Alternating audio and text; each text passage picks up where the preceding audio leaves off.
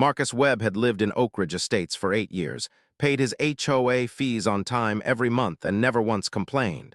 That was his mistake. The neighborhood sprawled across 40 acres of pristine suburban architecture, each home worth between $1.02 and $2.8 million, each lawn manicured to perfection, each driveway exactly the right shade of neutral. It was the kind of place where people moved when they wanted the world to know they'd made it. Marcus had moved there after his first novel sold. He wasn't rich, but he was successful enough. He was welcome. Until Jennifer Hartley moved in. She arrived on a Tuesday in late May with a moving truck the size of a city bus and an energy that immediately colonized the entire street. Marcus watched from his home office window as she directed movers with the precision of a battlefield commander, her voice carrying across the cul-de-sac with the kind of authority that made other people instinctively obey. She was in her mid-50s, blonde in that particular aggressively maintained way that required both a personal trainer and a very good dermatologist, and she wore athleisure like armor. Within 2 weeks, she was the HOA president. Marcus didn't remember voting. Nobody did, really. Jennifer had simply announced it at the community meeting, not presented herself as a candidate, but announced she was running.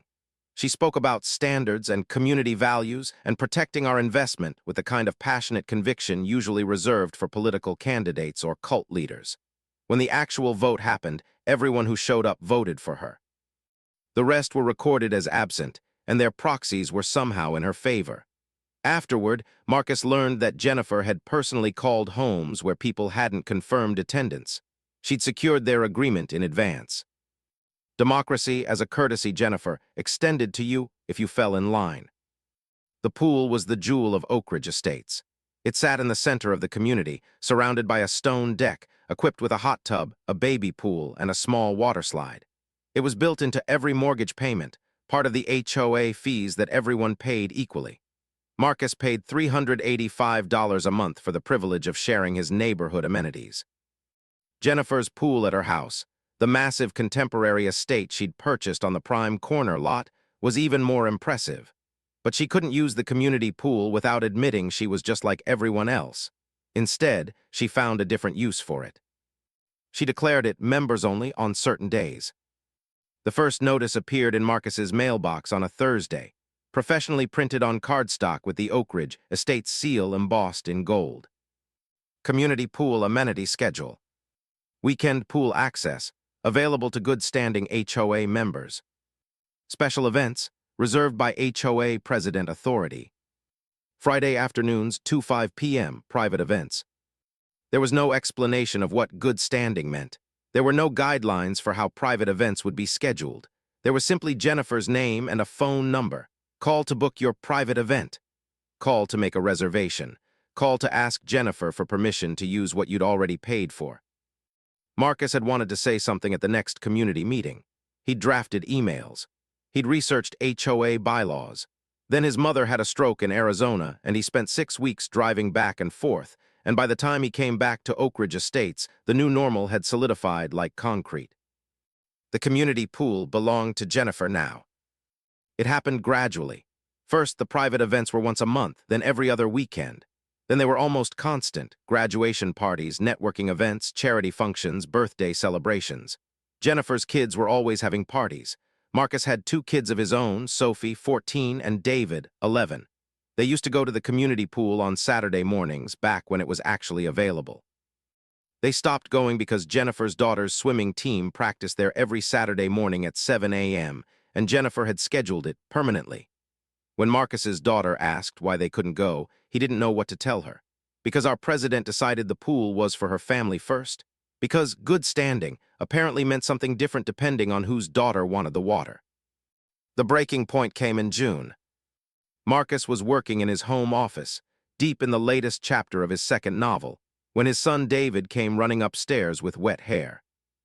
Dad, can we go to the pool?" Marcus glanced at the calendar on his desk. Saturday, 11 a.m.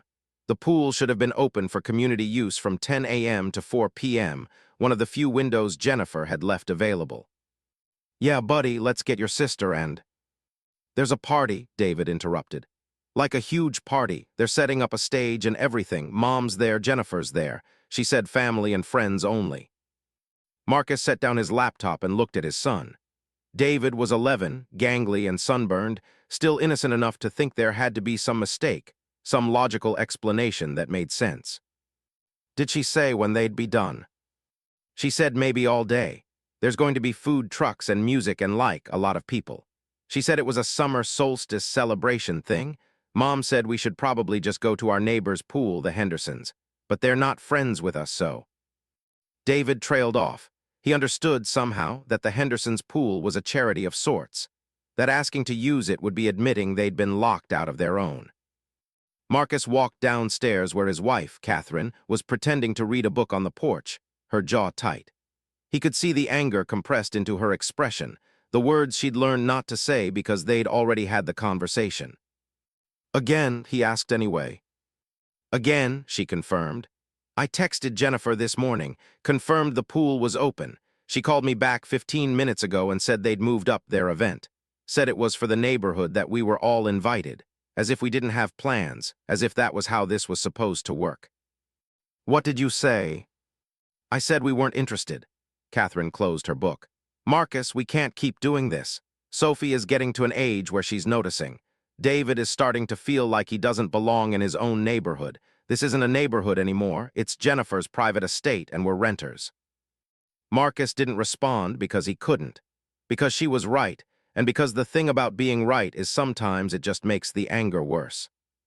He went back to his office. He tried to work. The novel, a thriller about corruption and power dynamics, suddenly felt like he was writing satire about his own life. His protagonist was going to expose the truth. His protagonist was going to fight back. Marcus had no idea how to actually do any of that. The next community meeting was scheduled for the second Tuesday of the month at the community center. Marcus decided to attend. Catherine thought he should bring documentation, printouts of the HOA bylaws, copies of his payment receipts, evidence of what Jennifer was doing. Marcus thought he'd just talk to people, remind them of what the amenities were actually supposed to be, and let common sense prevail. He was innocent in the way that only people who'd never actually fought institutional power could be. The meeting room was in the community center's main hall, a space designed to hold maybe 150 people comfortably. Tonight, it held about 90. Marcus recognized about 30 of them. Jennifer stood at the front behind a podium that had definitely been there before but suddenly looked like it was installed specifically for her. She wore a blazer the color of Navy authority.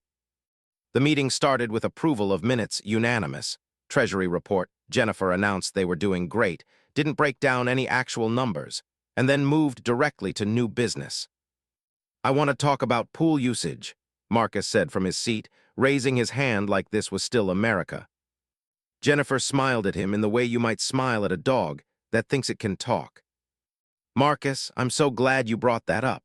Actually, I was about to address some concerning maintenance issues we've had with the pool. The filtration system has been working overtime because of increased usage.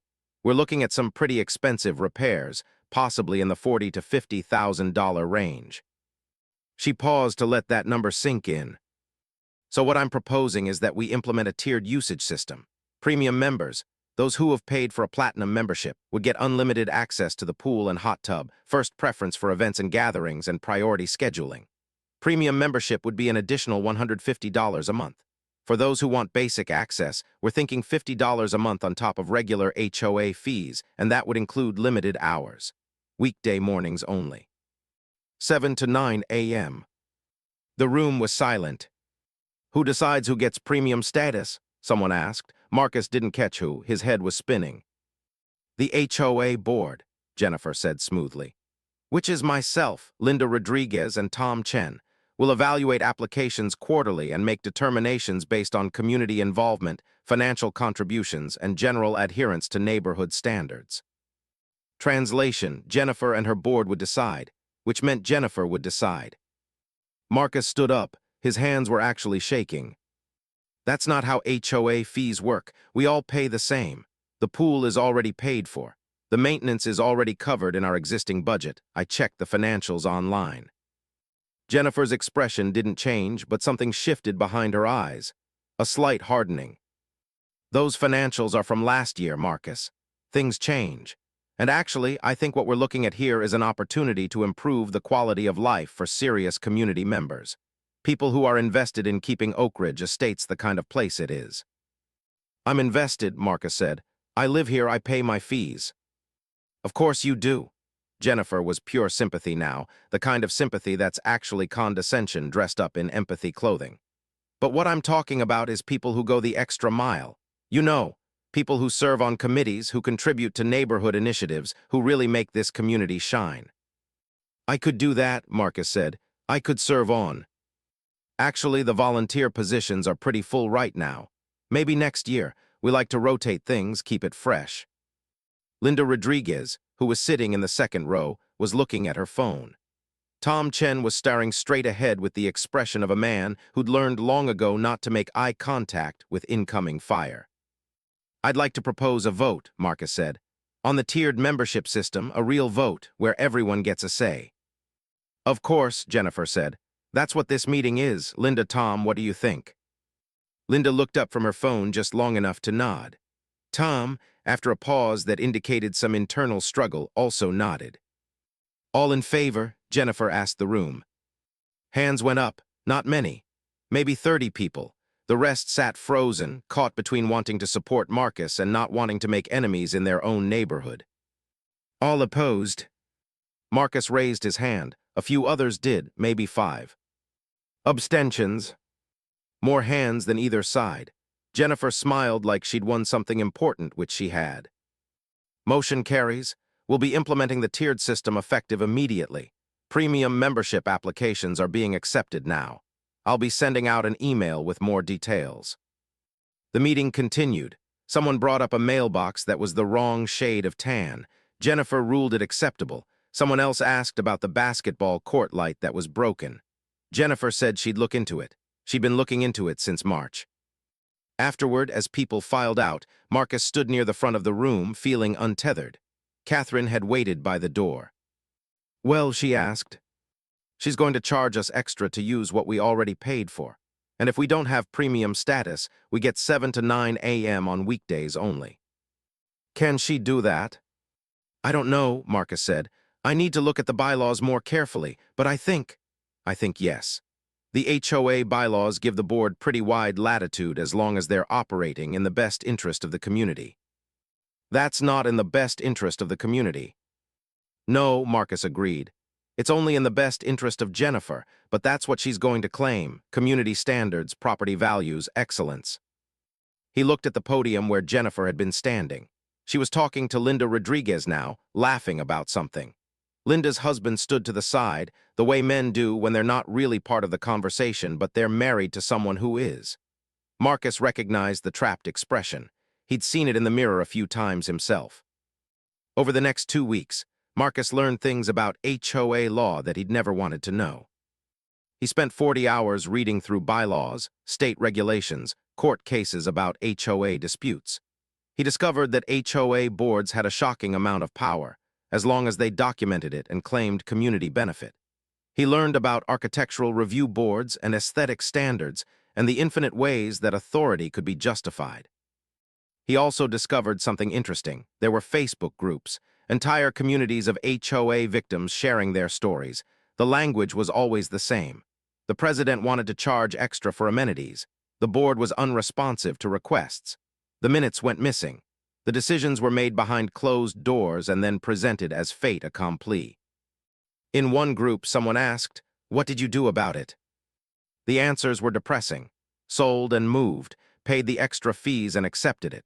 Sued and spent $50,000 in legal fees and still lost. Moved to a different HOA neighborhood and discovered the same thing was happening there. One person had a different answer. Started documenting everything. Every email, every meeting, every violation of the bylaws, got a lawyer involved. Took 3 years, but the president got removed and fined. Cost me a lot, but at least she's gone. 3 years, lawyers, fighting in your own neighborhood like it was a war zone. Marcus didn't have 3 years. He had children who were watching him figure out how to exist in a place where the rules didn't apply equally. He had a wife who was angry at him for not being able to fix it. He had a novel due in 4 months that he could barely focus on because his head was full of Jennifer Hartley's smiling face, and the sound of the community saying nothing while she took things that didn't belong to her. The first premium membership email came on a Friday afternoon. Marcus opened it expecting to see an application process. Instead, he saw a list. HOA courageinaction community pool, premium members.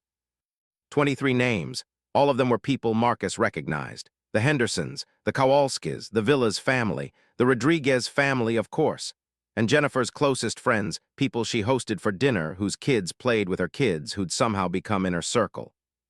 At the bottom, standard memberships available upon request. Additional fee, $50 month.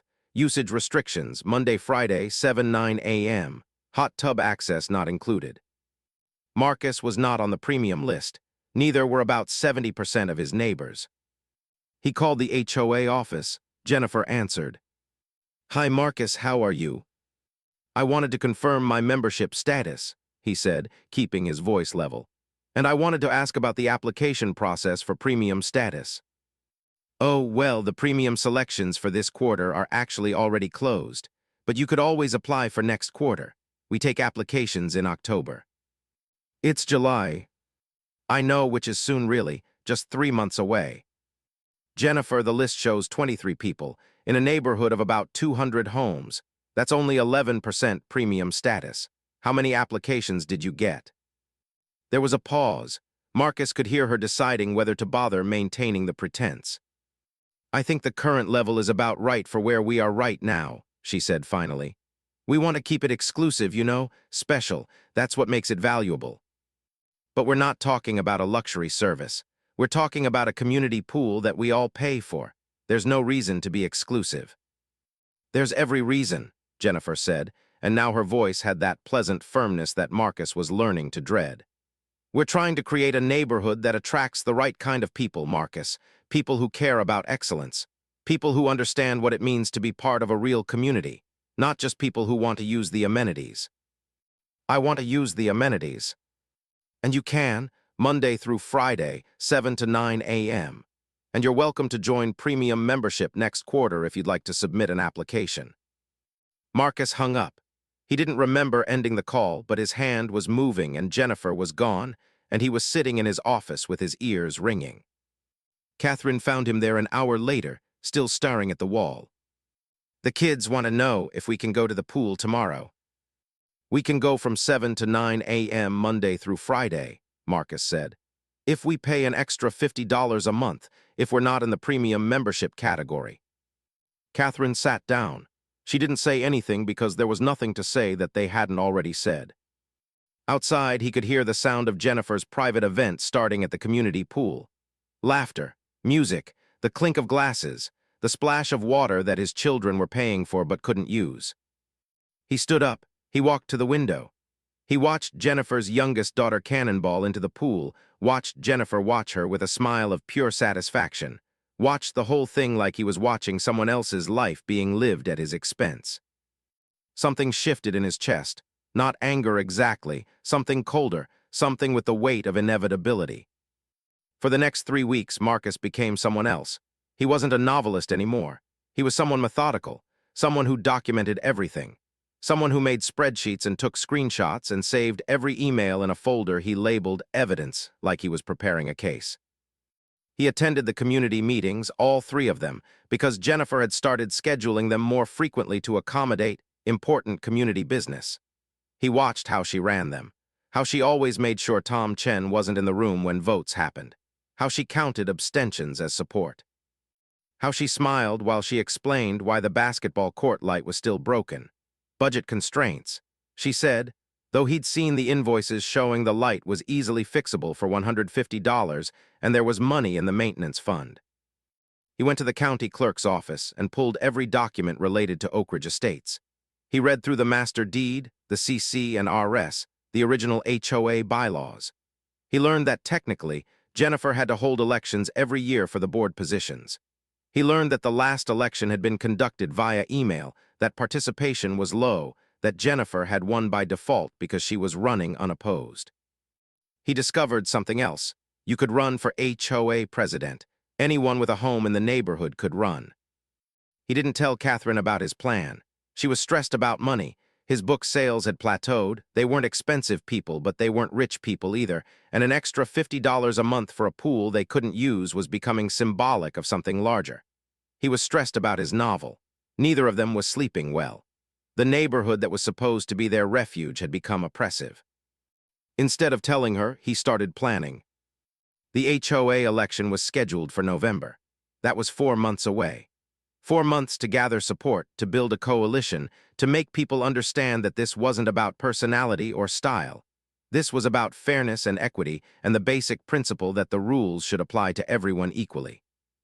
Marcus was naive enough to believe in those principles. He was stubborn enough to think they might actually matter. He started with the Hendersons, not to join them. He'd given up on that fantasy, but because he'd noticed something. The Hendersons were premium members, but they weren't really in Jennifer's inner circle. They were older, retired, quieter. They went to the pool in the mornings when it was empty except for the competitive swimmers Jennifer cultivated. "Can I ask you something?" he said when he ran into Tom Henderson at the mailbox. "Sure, Marcus, what's up?" "Do you think the pool situation is fair?" Tom glanced back toward his house. His wife, Karen, was inside, probably in the kitchen. He lowered his voice anyway. "Not particularly. Would you vote for someone who wanted to change it? Someone who wanted to open the pool equally to everyone?" Tom studied Marcus for a long moment. "You thinking about running?" "Yeah, I am." "Against Jennifer?" "Yeah." Tom looked at his mailbox like it was the most interesting thing he'd ever seen. "She's going to come after you. You understand that? She doesn't lose." "I understand." "And it won't matter," Tom said quietly. "Even if you win, which you won't, but even if you did. She has friends in the neighborhood, people who need her, people who want to be like her. That kind of thing doesn't change because one person runs for president." "So what do you do?" "We pay the premium fee," Tom said. "Because we can afford it. Because it's easier than fighting. Because we're at an age where fighting for principle in our own neighborhood feels exhausting and pointless." He walked back toward his house, leaving Marcus standing there. Over the next 2 weeks, Marcus had similar conversations with different people. The stories varied, but the themes stayed the same. Jennifer could be difficult. The pool thing wasn't really fair. But also, what were you going to do? She'd fight you. She had connections. The neighborhood politics were exhausting. Nobody offered to support him. Nobody said they'd vote for him. They all seemed to respect his willingness to try while simultaneously doubting it would matter. Then he talked to Robert Zimmer.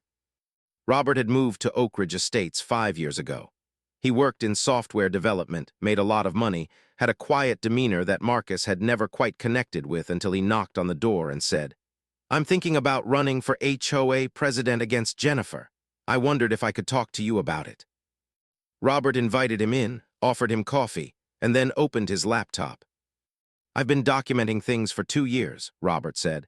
"Irregularities in the budget, meetings that weren't properly announced, votes that were conducted without quorum, selective enforcement of the architectural guidelines. Jennifer told the Salawis they couldn't paint their front door red, violation of aesthetic standards, but then she let the Kowalskis paint theirs blue. The only difference is the Kowalskis are her friends." He showed Marcus spreadsheets, screenshots, emails from people complaining about decisions that were made without proper procedure.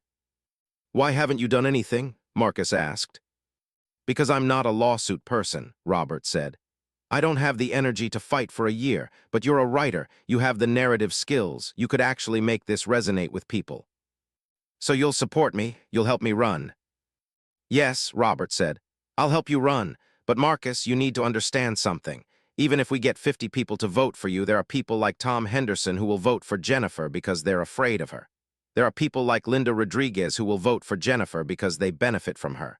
There are people who won't even come to the meeting because they don't want to be involved in conflict.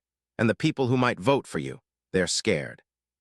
They're worried that even if you win, it'll just create more problems." "But it wouldn't, it would just make things fair." Robert smiled sadly. "That's not how this works, Marcus. Fair is a nice concept, but it's not actually what most people want.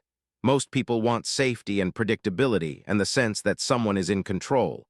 Even bad control is better than chaos. Even unfair control feels better than uncertainty." "So what do I do?" "You run anyway," Robert said. "Because someone has to. because if nobody pushes back, it never changes. You run and you lose, and then maybe the next person sees that it's possible and they run and lose too, and eventually someone runs who doesn't lose. Or you run and you win and nothing changes anyway. Either way, at least you tried. Robert gave him access to his documentation. They met once a week for the next month, planning strategy. Robert knew a lawyer, someone who specialized in HOA disputes. The lawyer said yes, it was likely that some of Jennifer's practices violated the bylaws, but enforcement would be difficult and expensive. However, running a campaign and raising these issues publicly could create pressure independent of legal action. Public pressure, Marcus said, that's the real power. Exactly, the lawyer said. Document everything, raise it during the campaign, make sure it's on record, and suddenly Jennifer has to answer to people. She's probably been able to do what she's done because nobody was paying attention. Make them pay attention. By late August, Marcus had a plan. He would announce his candidacy on September 1st. He would send out a newsletter with facts about the pool changes, the budget discrepancies, and the history of the board's decisions. He would hold an informal community meeting where people could ask questions without fear. He would show up at the neighborhood events and talk to people face to face. He would do everything right, play by the rules, and make his case for fairness. He didn't tell Jennifer. He wanted the announcement to come as a surprise, wanted to deny her the chance to get ahead of the narrative. That was his first mistake. His second mistake was underestimating how quickly she would strike. The first sign that something was wrong came when his architectural review application was denied. He'd submitted plans for a simple project, a flagstone patio in his backyard, 12 by 16 feet built by a licensed contractor, completely standard. The application had been pending for 2 weeks. Then he received a notification. Architectural review decision, denial. Reason, proposed design inconsistent with neighborhood aesthetic standards. Flagstone material not approved for Oak Ridge Estate's residential modifications. There was a phone number to call if he wanted to discuss the denial. Marcus called it. Jennifer answered. Hi Marcus, I saw you submitted a patio request. Unfortunately, it didn't meet our standards. But the flagstone is the same kind that's used at the Kowalskis patio. I looked, and they got approved for theirs. The Kowalskis have been members of our community for a long time, Jennifer said, her voice not unkind. We tend to be more flexible with established members. For newer concerns, we like to be more careful. He'd lived there 8 years. That wasn't new. I'd like to appeal this decision, Marcus said. Of course, you'd submit an appeal to the Architectural Review Board, which is myself, Linda, and Tom. We meet quarterly. The next meeting isn't until October. He could almost hear her smiling. Jennifer, this is obviously retaliation for... Retaliation for what? Her voice turned sharp. Marcus, I think that's an unfair accusation. We deny applications all the time. Sometimes modifications just aren't appropriate for Oak Ridge Estates. I'm sorry you're disappointed, but those are the rules. She hung up before he could respond. That night, he got an email from the HOA office about a violation of neighborhood parking standards. Apparently, his Tesla had been parked in his driveway in a way that was inconsistent with community aesthetic guidelines. The email included a photo of his car taken from across the street at an angle that made it look deliberately messy in its parking position. The actual parking was fine, centered in his driveway, parallel to the garage. But the angle of the photo made it look chaotic. A violation notice, a warning, compliance required within 5 days or fines would be assessed.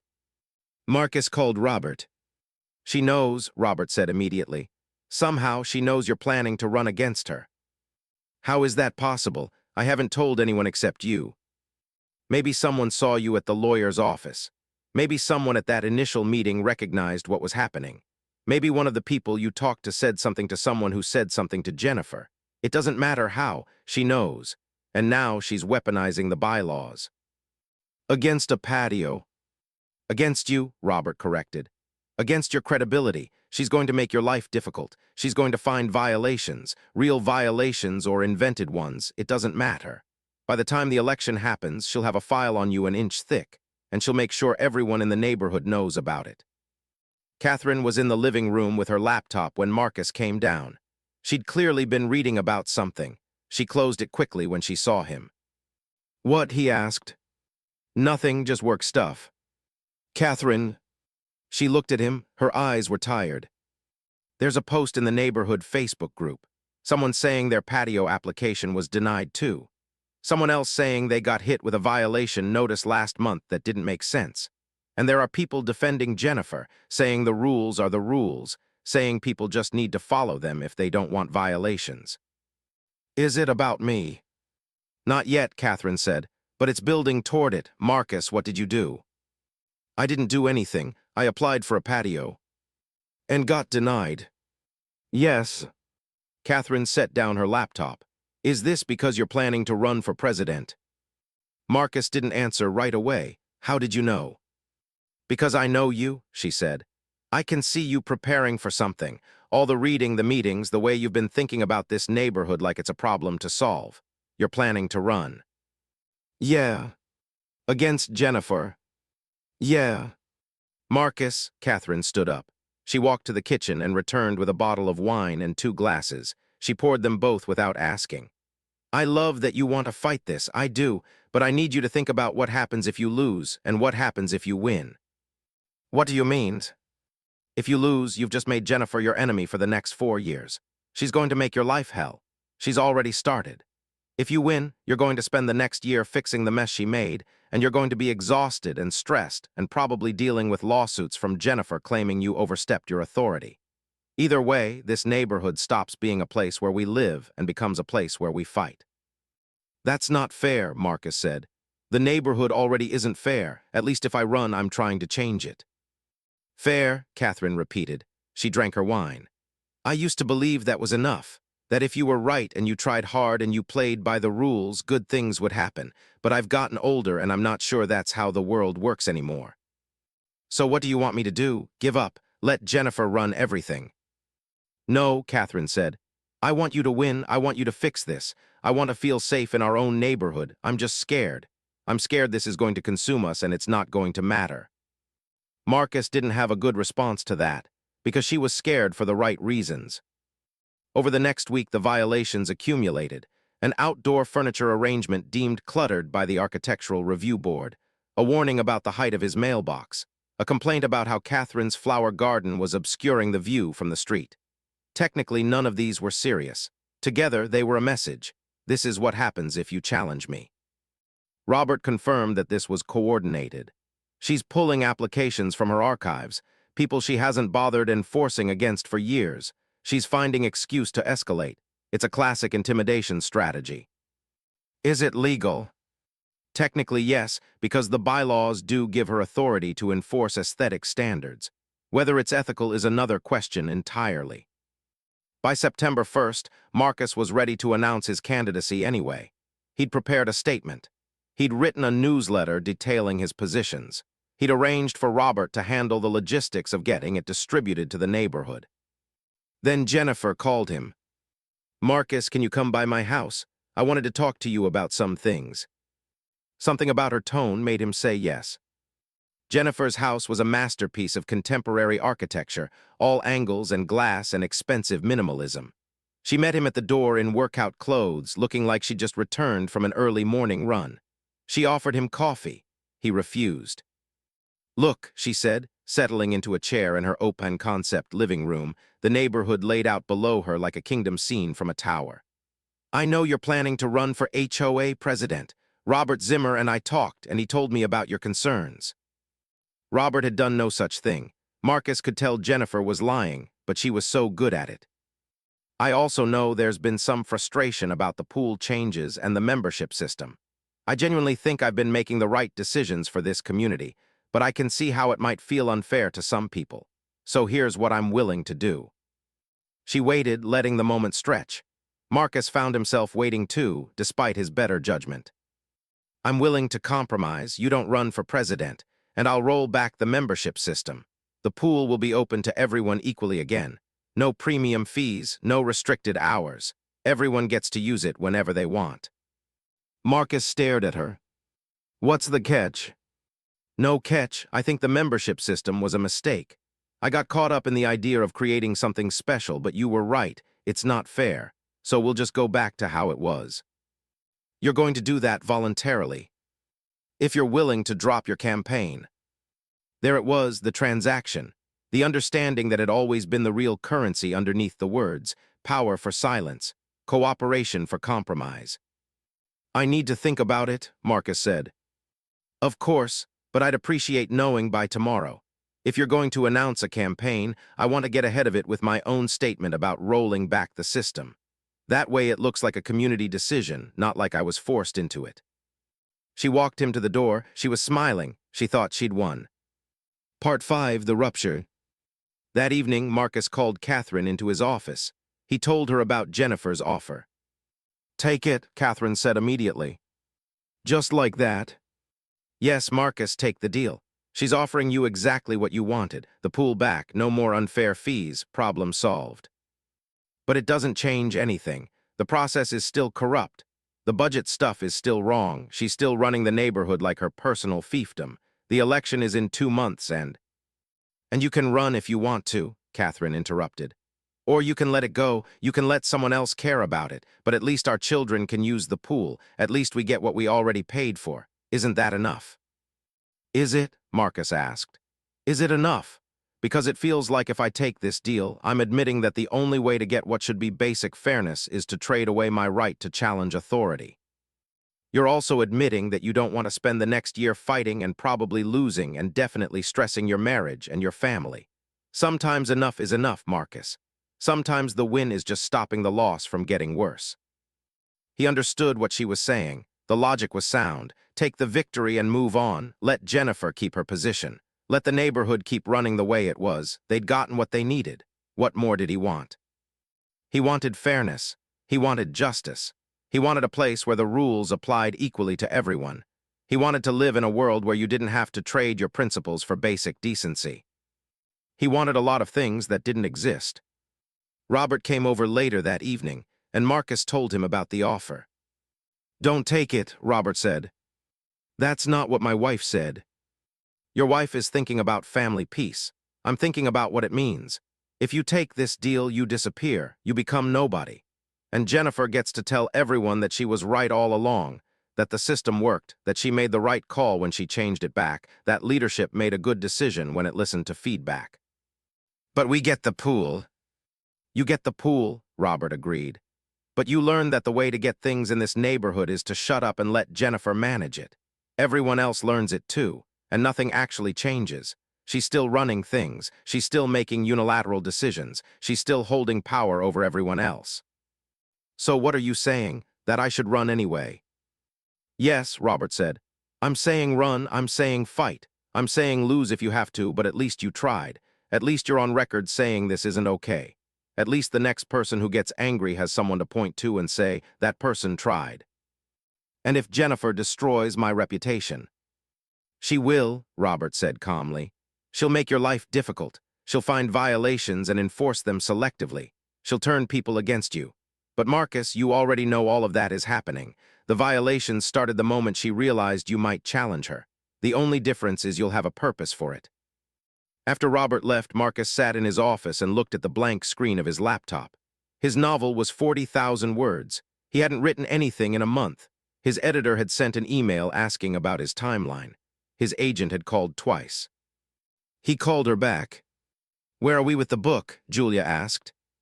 "Behind. I'm dealing with some personal stuff." "Personal or professional?" "Personal, neighborhood situation, HOA politics." Julia was quiet for a moment. Then, "Have you ever noticed that your novels are always about power dynamics, about systems that crush individuals, about people fighting against institutions that don't care about fairness?" "I hadn't thought about it that way." "Well, you do, every book. And I've always thought it was because you were politically minded, intellectually interested in how authority functions. But now I'm wondering if maybe you're writing about something you actually live, something you actually care about." "I care about a lot of things." "Okay, but this thing is making you blocked on your actual job, this neighborhood thing. So either you need to let it go completely and get back to writing, or you need to commit to it.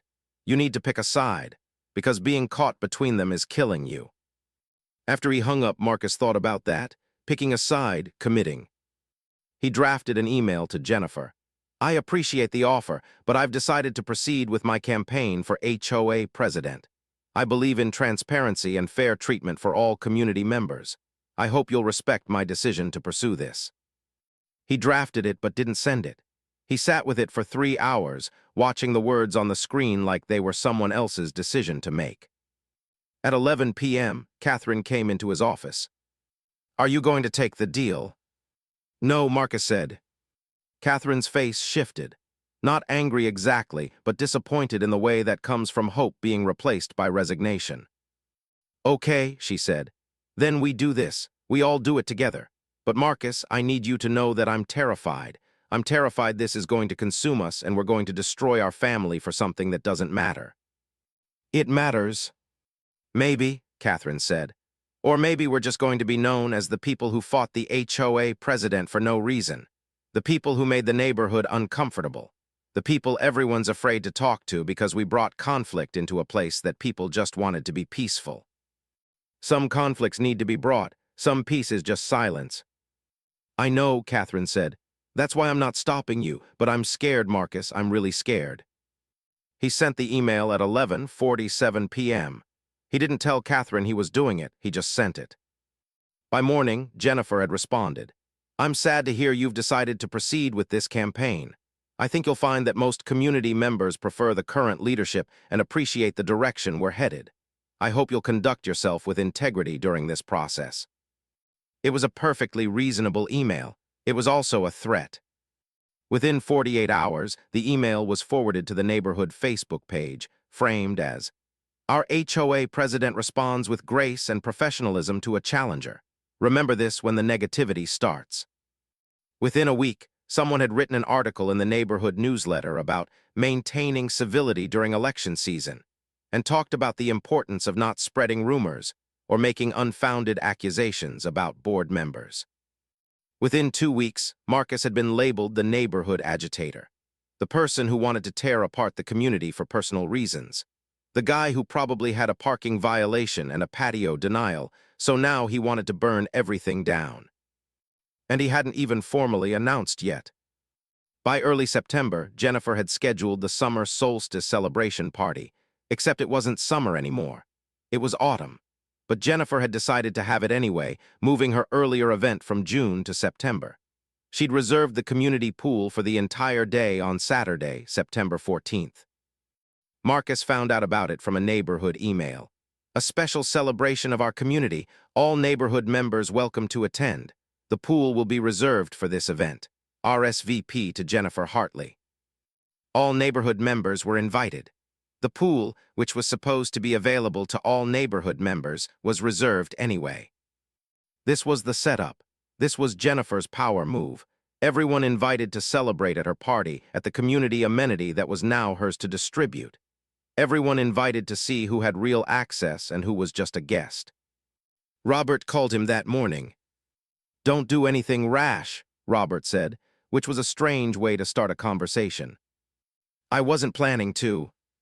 The party is today. Jennifer has invited the neighborhood. She's making this big show of community. She's going to announce she's running for re-election unopposed." "How do you know?" "Linda told me.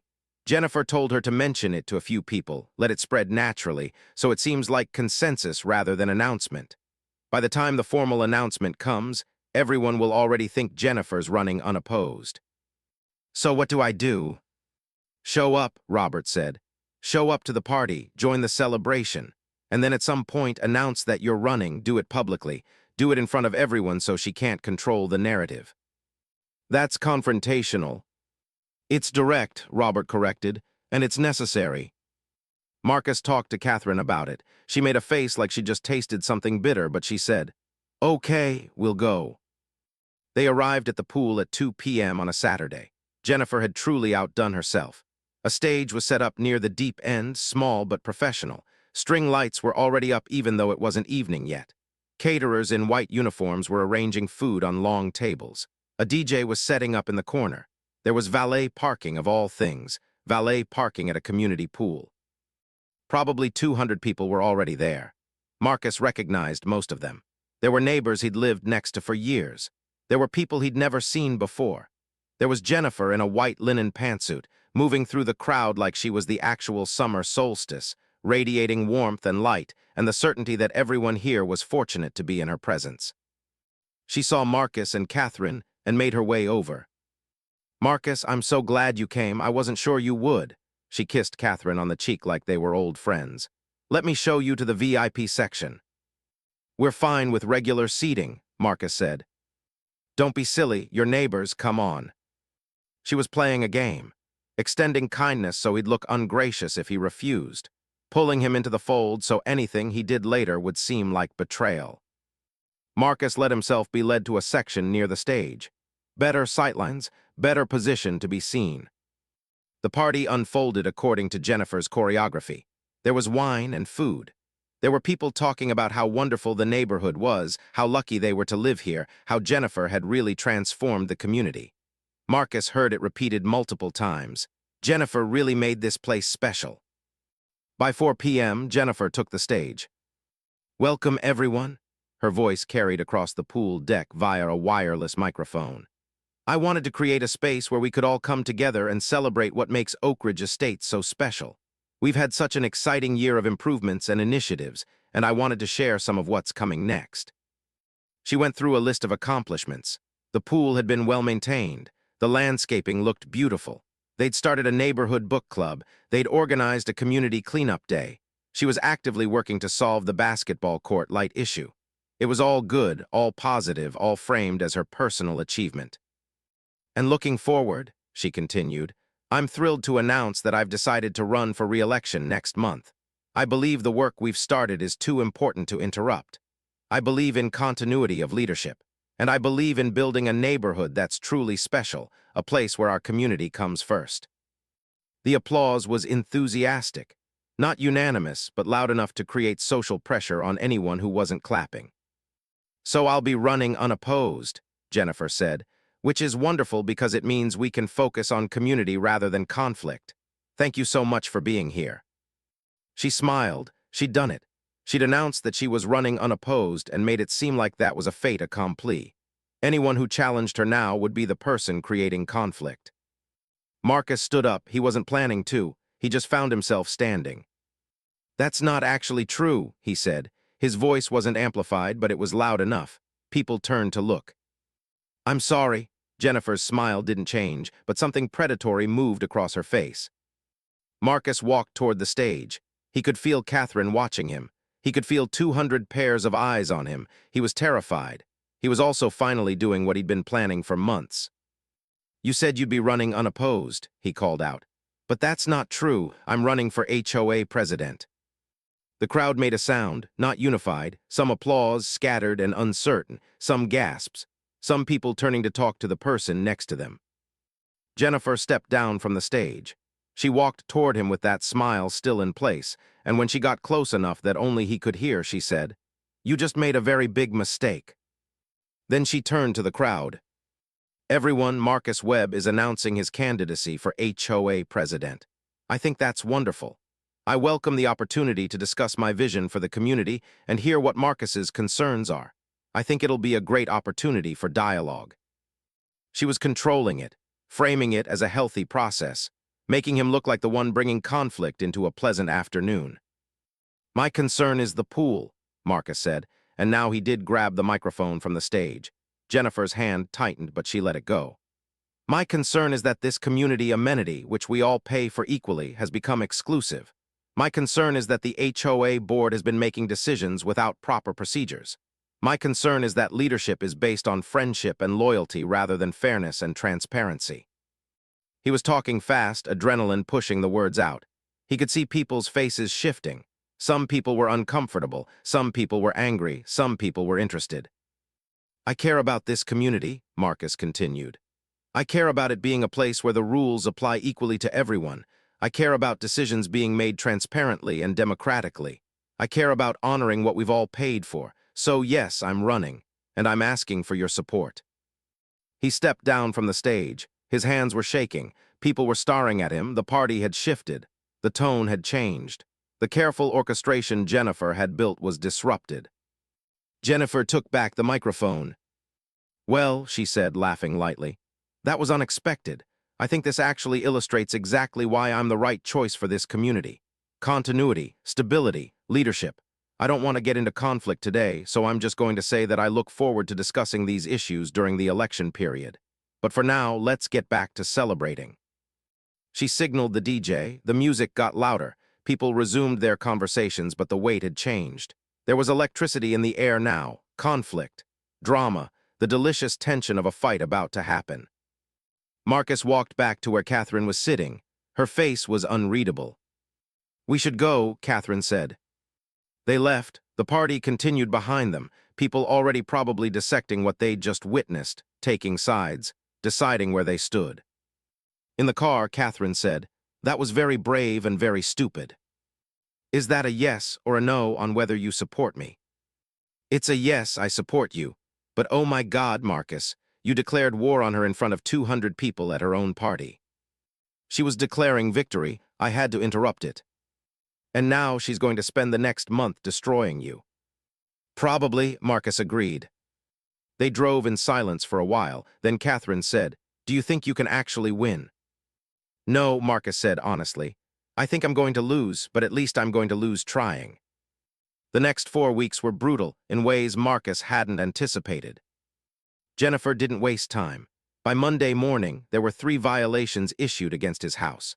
The patio was now being cited as an illegal structure, requiring immediate removal. The mailbox height was outside of acceptable parameters.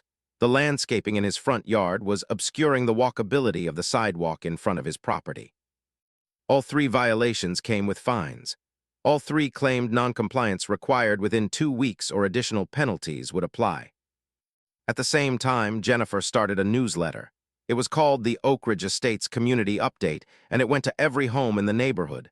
The first issue included a detailed breakdown of budget accomplishments under Jennifer's tenure, testimonials from satisfied residents praising leadership, updates on community initiatives, a section titled Maintaining Community Standards that talked about the importance of following architectural guidelines. No mention of Marcus, but a clear message about enforcement. Robert was documenting everything, building a file that would have been laughable a month ago, who keeps records of HOA violations, but was now clearly part of a coordinated campaign. "She's going scorched earth," Robert said when they met at a coffee shop. "She's going to make your life so difficult that you withdraw." "I'm not withdrawing. I know, which is why she's going to escalate. Watch." By week 2, there were new posts in the neighborhood Facebook group. Somebody said they'd heard Marcus had gotten fined for multiple violations. Somebody else said they'd heard his patio was constructed illegally. A third person said they heard his family was planning to move. Marcus made a post trying to explain what was happening, that the violations were retaliatory, that they were part of a pattern of selective enforcement. He got 43 likes and 47 angry comments. One comment particularly stuck with him. "If you can't follow the rules, maybe you shouldn't live here. There's a reason we have standards. Maybe Marcus just doesn't get it." He hadn't broken any rules. The patio was built by a licensed contractor using approved materials and methods. The mailbox was within specifications. The landscaping was normal. But facts didn't matter. What mattered was that the narrative had been established. Marcus was the guy with violations. Marcus was the guy who didn't follow the rules. Marcus was the guy trying to tear apart a nice community because he couldn't handle being subject to the same standards as everyone else. Catherine was becoming distant, not cold exactly, but careful. The energy in their house had shifted. She was stressed about work. She'd had to take on extra projects to offset the stress. She was worried about the kids. Sophie had asked why people at school were talking about their weird HOA feud. David had developed a nervous habit of biting his nails. "We did this," Catherine said one night, and Marcus couldn't tell if she meant we did this together or if she meant you did this to us. Then Jennifer made her move. A letter appeared in Marcus's mailbox, official letterhead from the HOA legal counsel. It stated that his announced candidacy violated community bylaws that prohibited people with open violations from serving as board members. It stated that to be eligible for the ballot, he would need to have all violations resolved and penalties paid in full. To resolve the violations, he'd need to remove the patio, already built, already paid for, have the mailbox inspected and corrected, though it was already correct, and somehow unobscure his landscaping. Robert was furious. This is completely illegal. The bylaws don't say anything about this. She's just making it up. Can we fight it? Yes, we'd need a lawyer, which costs money, which takes time you don't have because the election is in 3 weeks. They consulted with the lawyer Robert knew. The lawyer's opinion was clear. Jennifer was overreaching, violating bylaws, possibly violating state law about HOA governance. But challenging it would require filing a lawsuit, which would take money and time, and even if they won, Jennifer could appeal. You'd be fighting this in court for the next 6 months, the lawyer said, and I'd estimate your legal costs at $15,000 to $20,000. Marcus didn't have that kind of money. Julia, his agent, had been clear that his advances weren't large enough to cover unexpected legal fees in a neighborhood HOA dispute. Robert offered to pay for it. Marcus refused. Robert pushed back. They had a conversation that was almost a fight, except they were fighting for the same side, and it was directed at Jennifer instead. Let me help, Robert said. This is worth fighting for. It's not your fight. It is, because if Jennifer wins, everyone loses. Everyone learns that this is how things work.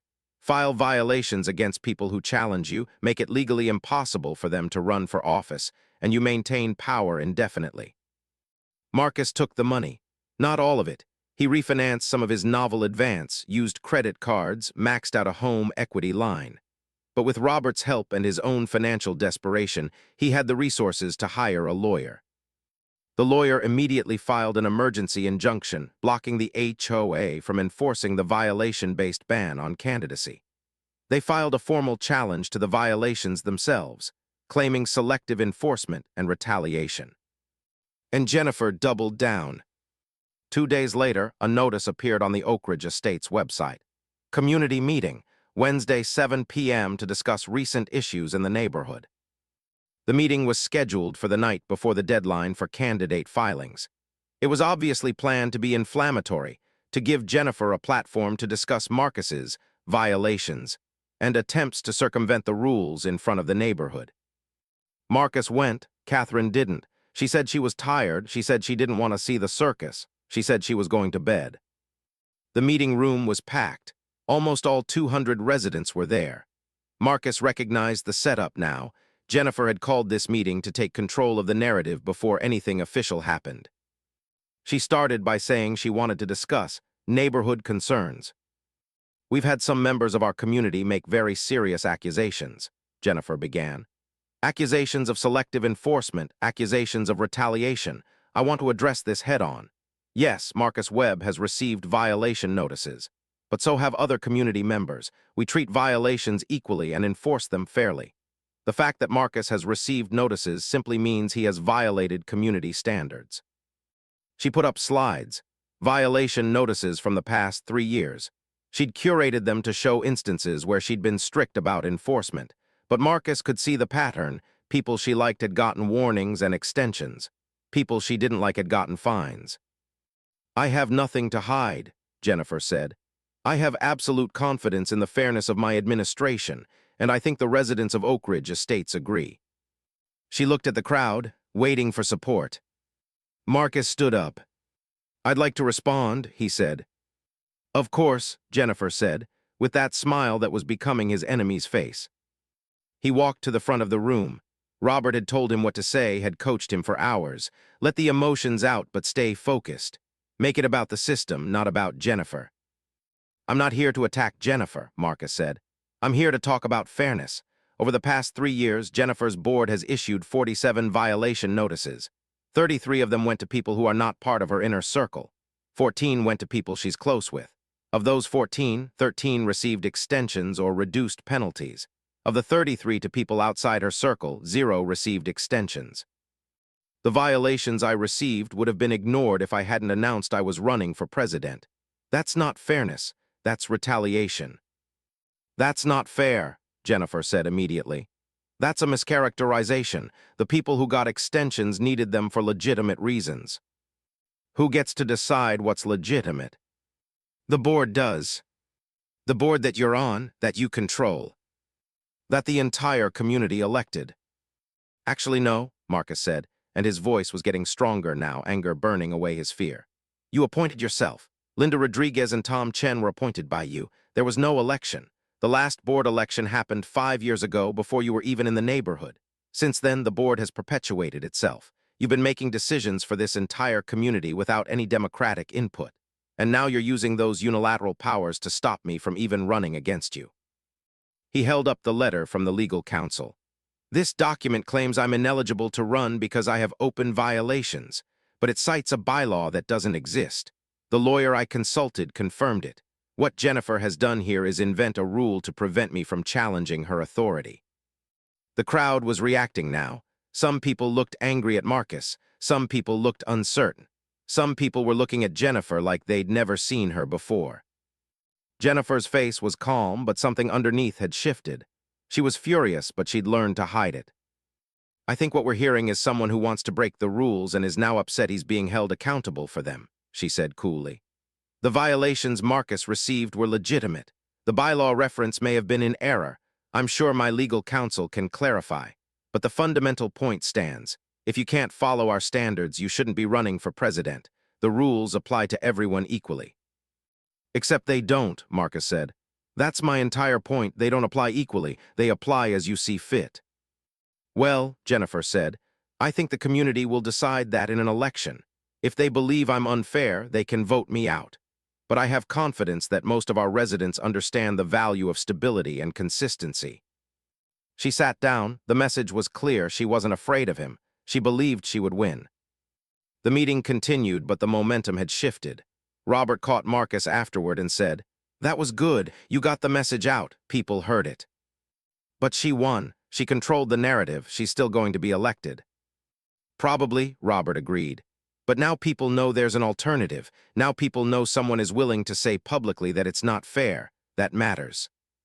The filing deadline was Thursday. Marcus filed his candidacy papers that morning. His lawyer had worked through the night to prepare them, including the emergency injunction challenge and documentation of the selective enforcement. Jennifer's legal counsel immediately challenged the candidacy filing, claiming he was ineligible due to open violations. It was a technical impossibility of a lawsuit for the wrong reasons, but Jennifer didn't care about technicalities. She cared about winning. The scheduled election was now in question. The neighborhood had to decide if Marcus's filing was valid. It was chaos, which was exactly what Jennifer wanted. Chaos that she could frame as Marcus's fault. That weekend, Catherine asked for a divorce. Not in dramatic fashion. She asked during a Saturday morning breakfast while David was at soccer and Sophie was upstairs doing homework. She asked quietly, the way you ask for salt. I can't do this anymore, she said. I can't watch you destroy our life for principle. I can't feel you being this angry all the time. I can't watch our children being caught between your need to be right and our need to have peace. Catherine, I love you, she said, and she meant it, and that was the worst part. But I can't be in this marriage with you if this is what you're becoming. The neighborhood, the fight, the crusade, it's consuming you. You don't write anymore. You don't sleep. You're turning into someone who defines himself by his enemy, and I can't live with that. He tried to argue. He tried to explain that this mattered, that principle mattered, that sometimes you had to fight for what was right. Catherine listened to all of it with a sad expression that suggested she'd heard it already, had considered it, and had found it ultimately unconvincing. Maybe it matters, she said. Maybe you're right about all of it, but you're also destroying your marriage in the process, and I have to choose myself. She'd already consulted with a divorce lawyer. She had forms printed out. She was being fair about it, not trying to take the kids or the house, just trying to get out. Marcus spent the next week in a state of disassociation. He went through the motions. He attended legal meetings with his lawyer. He filed responses to Jennifer's challenges. He prepared statements for the neighborhood, and inside something had broken. Robert called constantly, "You okay?" Catherine left me. She left the house. She's talking about leaving the marriage. Robert was quiet for a moment. That's not good, Marcus. No, but you're still running. I don't know, what does it matter now? It matters, Robert said. It matters exactly as much as it mattered before, which is, it matters for principle even if you lose everything. That's easy for you to say. You didn't lose your marriage. No, Robert agreed. But I also didn't stand up against Jennifer because I was afraid of that exact thing. I stayed quiet. And now, Marcus, I'm 52 years old and I live in a neighborhood where the president runs everything like a dictator and I'm too scared and too tired to do anything about it. Don't be me. The election was set for the first Saturday in October. It would be a mail-in vote with a one-week window. Jennifer had secured endorsements from the Neighborhood Board of Realtors, the local Chamber of Commerce, and the region's HOA association. She'd written an op-ed in the local paper about maintaining community standards. Marcus had Robert. He had his lawyer's documentation of the corruption. He had the truth. He had nothing else. 2 days before voting started, Marcus woke up at 3 a.m. and couldn't go back to sleep. He got out of bed, went to his office, and started writing. Not his novel, a letter. He typed for 2 hours, not editing, just pouring out everything onto the page. The experience of living in Oak Ridge Estates. The feeling of being excluded from something he paid for. The realization that fairness isn't built into systems. It's something you have to fight for constantly, and most people won't. The understanding that his marriage had been casualties of his conviction. The acknowledgement that he might lose anyway. He titled it Letter to My Neighbors and sent it to Robert. Robert called immediately. Do not send this. Why not? Because it's too honest. It's going to make you look desperate and emotional. It is honest. It is me being desperate and emotional. Maybe that matters. It doesn't matter. What matters is winning. But I'm not going to win, Marcus said, and saying it out loud for the first time somehow felt like relief. I'm not going to win, Robert. Jennifer has the neighborhood locked down. She has the systems in place. She has the money and the time and the infrastructure. I have you and a lawyer and a letter. I'm not going to win. So what? You just give up? I'm asking why I shouldn't. I've lost my wife. I'm about to lose this election. My book is 3 months overdue. My kids are in therapy because their parents are fighting. What exactly am I winning? Robert didn't have an answer to that. Marcus sent the letter anyway. He sent it to every email address in the neighborhood that wasn't Jennifer's. Within an hour, it had been forwarded. Within 2 hours, it was on the neighborhood Facebook page. Within 3 hours, people were responding. Some people said it was self-indulgent. Some people said it proved Marcus was unstable. Some people said it was the most honest thing they'd ever read. Tom Henderson texted him, I'm voting for you. The Zimmer family sent a message. We believe in what you're doing. 5 other residents individually reached out and said they were voting for him. Voting started on Monday. By Wednesday, Marcus had received his mail-in ballot. He voted for himself. The results would be posted on Saturday evening. Jennifer had arranged for an official counting at the community center, with all board members present, open to the public. Friday night, Catherine came by the house. She was staying in an extended stay hotel. She wanted to check on the kids. She wanted to talk to Marcus. They sat in the kitchen, while David played video games upstairs, and Sophie pretended to do homework. I got your letter, Catherine said, the one you sent to the neighborhood. Yeah. It was beautiful, Marcus. It was honest and painful and real. Thank you. I mean it. It was the most honest I've seen you be in a long time. You owned it. You didn't try to pretend you were right or make excuses. You just said, this is what I did and this is what it cost. Cost us my marriage. No, Catherine said. The marriage was already in trouble. The neighborhood thing just made it visible. Marcus, I didn't leave because of the fight. I left because I realized I'd been so focused on keeping peace that I'd lost who I was. Watching you fight, even though it was uncomfortable and scary, reminded me that peace isn't the same as happiness. That sometimes you have to be willing to lose to actually live. So what are you saying? I'm saying I need time. I'm saying I don't know if we can fix this. But I'm saying that I respect what you're doing, even if you lose tomorrow, even if Jennifer wins, even if nothing changes. I respect that you tried. They sat in silence for a while. I'm probably going to lose, Marcus said. Tomorrow I'm probably going to lose the election and have to accept that the neighborhood is Jennifer's, and there's nothing I can do about it. Maybe, Catherine said, or maybe you'll win, but either way you'll know you tried, that's something. Saturday came like all days do, gradually and then suddenly. Marcus went through the morning routine in a daze. He made breakfast for the kids. He helped David with his homework. He pretended to work on his novel. He showered and put on clothes that looked like something a person running for HOA president would wear. At 7 p.m., he and Robert drove to the community center. The room was packed. Every person in the neighborhood seemed to be there, or at least all the people who cared enough about HOA politics to show up on a Saturday evening. Jennifer was there, radiating confidence, wearing the same white linen pantsuit she'd worn at the summer solstice party. Linda and Tom were there, looking uncomfortable. Catherine had brought Sophie, and David sat in the back row looking terrified. The city clerk's office representative opened the ballot box. They counted out loud. Jennifer, 87 votes. Marcus Webb, 73 votes. 18 votes had been spoiled or blank. Jennifer had won. She would serve another term. The vote wasn't even particularly close. She'd dominated. She'd won decisively. Marcus felt it differently than he expected. Not devastation exactly, something more like resignation. He'd lost. The outcome he'd known was coming had actually come. Jennifer took the stage. Yes, she'd brought a stage to the community center because of course she had. "I am so grateful for the continued support of this community," she said.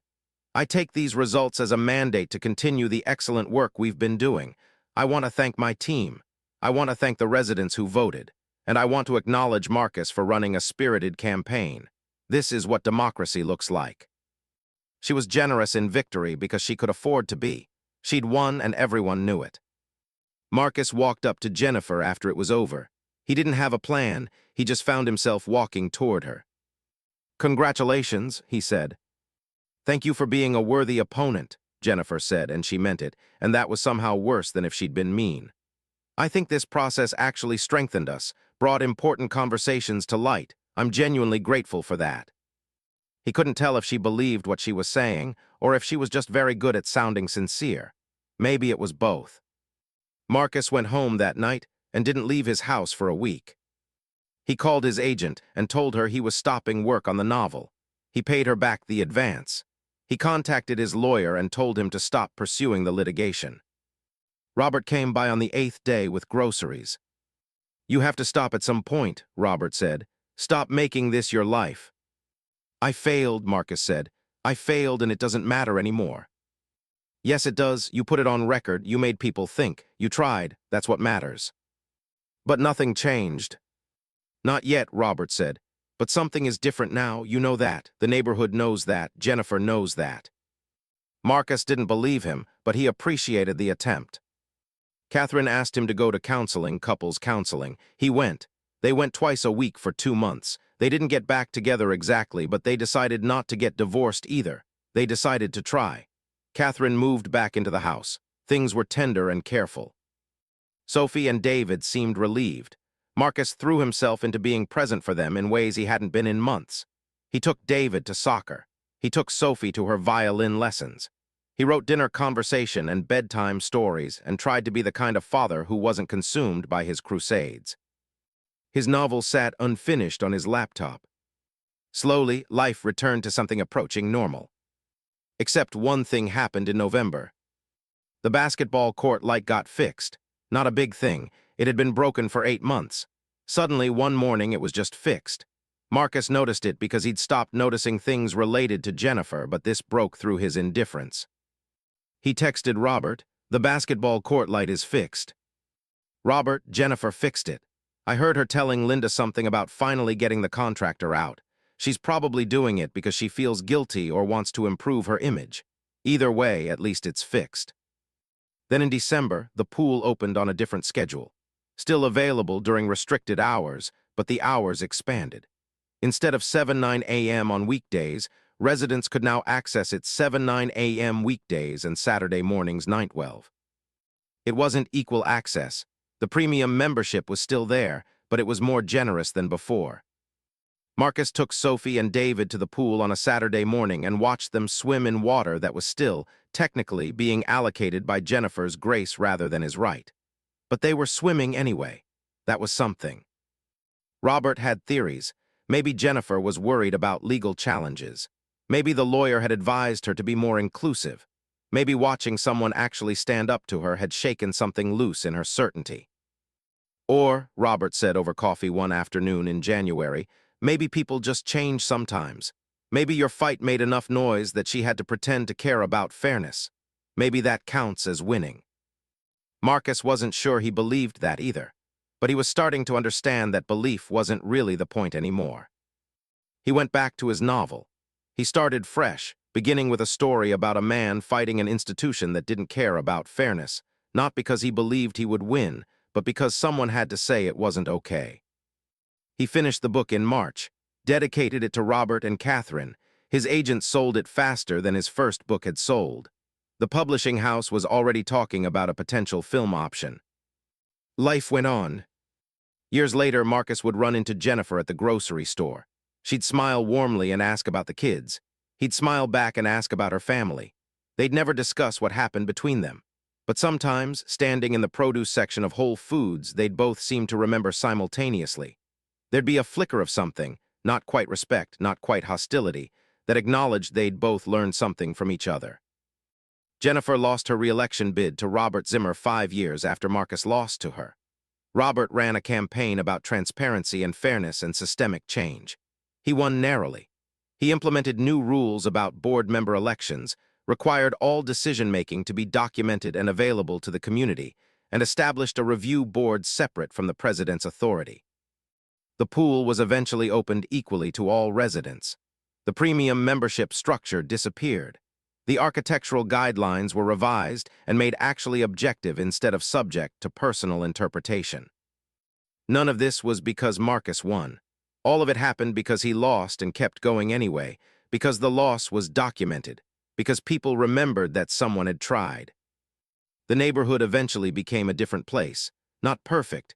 HOAs never are, but more fair, more transparent, less obviously corrupt. Catherine and Marcus stayed married. They went to therapy for 3 years and then didn't need to anymore. Their marriage wasn't the same as it had been before the fight, but it was better. It was more honest. It was built on the understanding that both of them could survive loss and disagreement and still choose to be together. Sophie became a civil rights attorney.